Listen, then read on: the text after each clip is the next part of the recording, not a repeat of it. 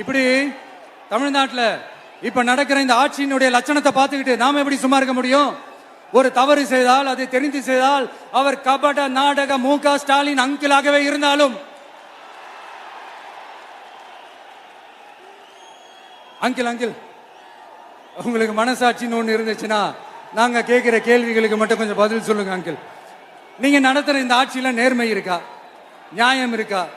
ஊழல் இல்லாம இருக்கா? சட்டம் ஒழுங்கு சரியா இருக்கா? பெண்களுக்கு பாதுகாப்பு இருக்கா? பொதுமக்களுக்கு பாதுகாப்பு இருக்கா? இயற்கை வளங்களுக்கு பாதுகாப்பு இருக்கா? சொல்லுங்க மை டியர் அங்கிள், சொல்லுங்க. டாஸ்மாக்ல மட்டுமே இது வரைக்கும் 1000 கோடிக்கு மேல ஊழல்னு சொல்றாங்க. அதுல மட்டுமா தப்பு நடக்குது? வேற எதுல தான் நடக்கல? உலகத்திலே மிஸ்டர் கிளீன் ரெக்கார்ட்ஸ் எல்லாம் உங்களுக்கும் உங்க கூட இருக்கிறவங்களுக்கும் மட்டும்தான் அங்கிள் கொடுக்கணும். இதை பார்த்து வாயே இல்லாத ஊரு கூட வயிறு வலிக்கு சிரிக்குது. பெண்களுக்கு 1000 ரூபாய் கொடுத்துட்டீங்கன்னா போதுமா அங்கிள்? அப்படியே அது மூடி மறைச்சிடலான்னு பாக்குறீங்களா? படிக்கிற இடத்துல, வேலைக்கு போற இடத்துல, வெளியில போற இடத்துலன்னு அவங்களுக்கு பாதுகாப்பே இல்லைன்னு ஒட்டுமொத்த பெண் பிள்ளைங்களும் பெண்களும் கதறாங்க. அந்த கதறல் சத்தம் ஏதாவது உங்க காதுல கேக்குதா அங்கிள்?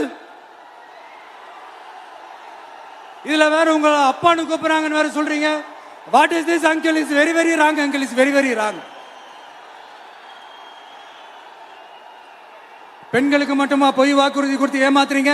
அரசு ஊழியர்கள், ஆசிரியர்களை ஏமாத்துறீங்க, விவசாயிகளை ஏமாத்துறீங்க, பரந்தூர்ல பாதிப்பே வராதுன்னு சொல்லி ஏமாத்துறீங்க, மீனவர்களை ஏமாத்துறீங்க, போதைப் பொருள் கலாச்சாரத்தை ஒழிக்காம ஏமாத்துறீங்க. ஐயோ ஐயோ ஐயோ, very very first uncle, very very first. எப்படி கேட்டாலும் இவங்க கிட்ட இருந்து எந்த பதிலும் வரப்போறதில்லை. ஏன்னா இருந்தா தானே. இப்ப ஆட்சியில இருக்கிற நம்மளுடைய அங்கிள் பதில் சொல்றது இருக்கட்டும். மக்களை நீங்க சொல்லுங்க, நீங்க உண்மையை சொல்லுங்க. செய்வோம் செய்வோம் செய்வோம் செய்வோம்னு சொன்னாங்களே, சொன்னதெல்லாம் செஞ்சாங்களா? உங்களை தான் கேக்குறேன், சொன்னதெல்லாம் செஞ்சாங்களா? சத்தமா சத்தமா மை டியர் அங்கிள், கேக்குதா? மக்களோட சத்தம் கேக்குதா? இது வெறும் சாதாரணமான முழக்கம் தான். கூடிய சீக்கிரம் மக்களை போய் சந்திக்க போறேன், அவங்களோட மனசு விட்டு பேச போறேன். அதுக்கப்புறம் இந்த சாதாரணமான முழக்கம் இடி முழக்கமா மாறும். அத்தோட நிக்காது. அந்த இடி முழக்கம் தமிழ்நாட்டோட போர் முழக்கமா மாறும். அந்த போர் முழக்கம் உங்களை ஒரு நிமிஷம் கூட தூங்க விடாது. நடக்குதா இல்லையான்னு பாருங்க. என்னடா இவன் இவ்வளவு ஸ்ட்ராங்கா சொல்றானேன்னு பாக்குறீங்களா? எல்லாரும் கட்சி ஆரம்பிச்சதுக்கு அப்புறம் தான் ஒவ்வொரு வீட்டுக்குள்ளேயும் போறதுக்கு ட்ரை பண்ணுவாங்க. ஆனா நாங்க அப்படி இல்லை. ஒவ்வொரு வீட்டுக்குள்ளேயும் போனதுக்கு அப்புறம் தான் கட்சியாவே ஆரம்பிச்சிருக்கிறோம்.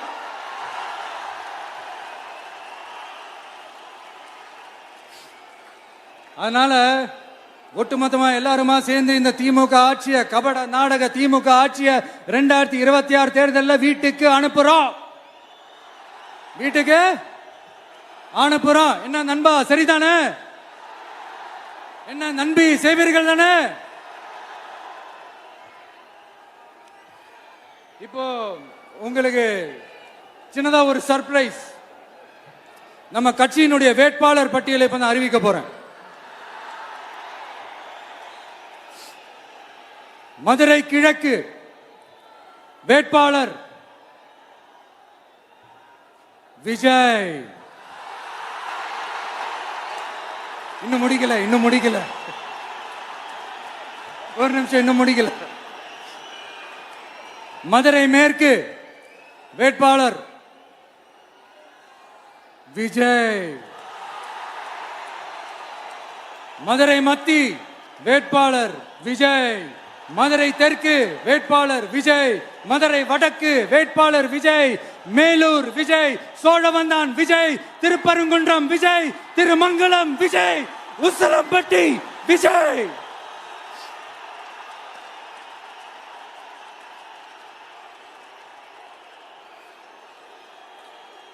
என்னடா எல்லா தொகுதியிலையும் ஒரே வேட்பாளர்னு பாக்குறீங்களா? 234 தொகுதியிலையும் இந்த விஜய் தான். அதாவது உங்க விஜய் தான் உங்க சின்னம். இன்னும் சிம்பிளா சொல்லணும்னா, உங்க வீட்டில் இருக்கிற ஒருத்தர் தான் வேட்பாளரா நிக்க போறாங்க. அந்த வேட்பாளரும் நானும் வேறு வேறு இல்லை. நீங்க அவருக்கு ஓட்டு போட்டீங்கன்னா எனக்கு ஓட்டு போட்ட மாதிரி. இந்த முகத்துக்காக நீங்க ஓட்டு போட்டீங்கன்னா உங்க வீட்டுல இருக்கிற உங்களுடைய வேட்பாளர் ஜெயிச்ச மாதிரி. என்னடா இவர் ஏதோ ஓவரா சொல்றாருன்னு நினைக்க வேணாம். பிராக்டிக்கலா அப்படிதான் இருக்கும், அப்படிதான் இருக்கணும். நீங்களும் அப்படிதான் நினைப்பீங்கன்னு நான் நம்புறேன். ஏன்னா இது நம்மளை விட நம்ம எதிரிங்களுக்கு இன்னும் நல்லாவே தெரியும். அதனால எல்லா இந்த அதிகார பலம் எல்லாத்தையும் தூக்கிட்டு வந்துருவாங்க. வரட்டும், பாத்துக்கலாம். TVK will take it, TVK will meet it, TVK will compete with it and TVK will conquer it, TVK will conquer it.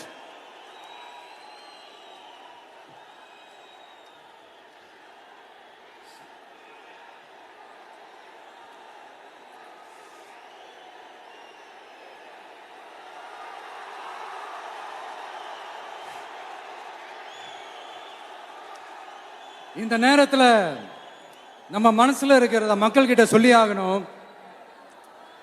Thoothukudi ஸ்னோலினோட அம்மா என்ன அவங்களோட தம்பி, இன்னும் அவங்க பொண்ணுக்கு நான் தாய் மாமன்னு சொன்னாங்க.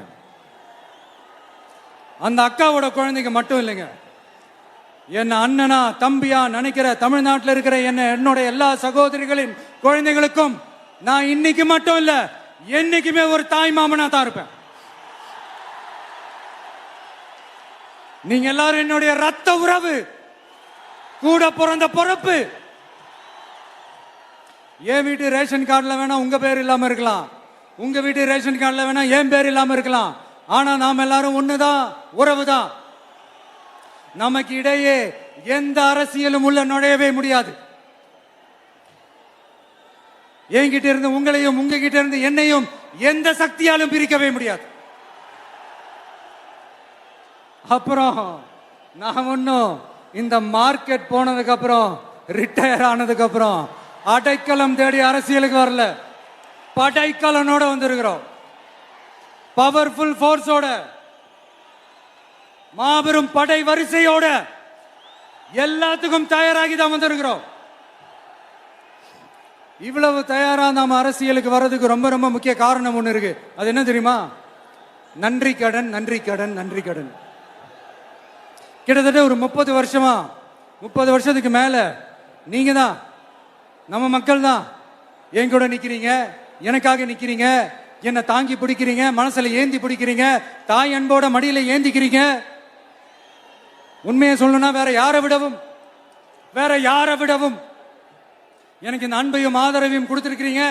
என் மேல உயிரையே வச்சிருக்கிறீங்க. என்ன உங்க வீட்டுல ஒருத்தனாவே ஆக்கிட்டீங்க. நீங்க எனக்கு கடவுள் கொடுத்த வரம்.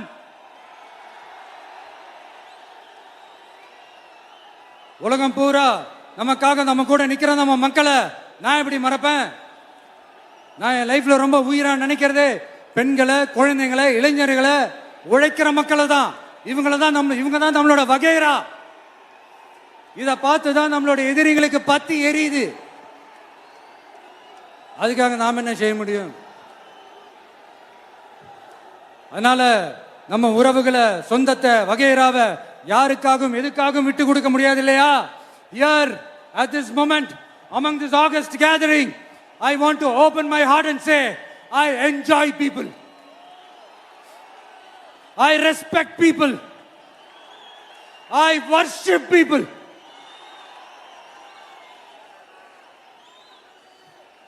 சரிப்பா, இவ்வளவு செஞ்ச நம்ம மக்களுக்கு நன்றி கடனா உன்னால முழுமையா செலுத்த முடியுமான்னு கேட்டா சத்தியமா சொல்றேன், என்னால முடியாதுதான். இன்னும் எத்தனை ஜென்மம் எடுத்தாலும் அந்த நன்றி கடனை என்னால தீர்க்கவே முடியாது. அப்புறம் என்ன மானாவுக்கடா நீ வந்திருக்கா தானே கேக்குறீங்க? மைண்ட் வாய்ஸ் கேட்ட மாதிரி இருந்தது. வாழ்நாள் முழுக்க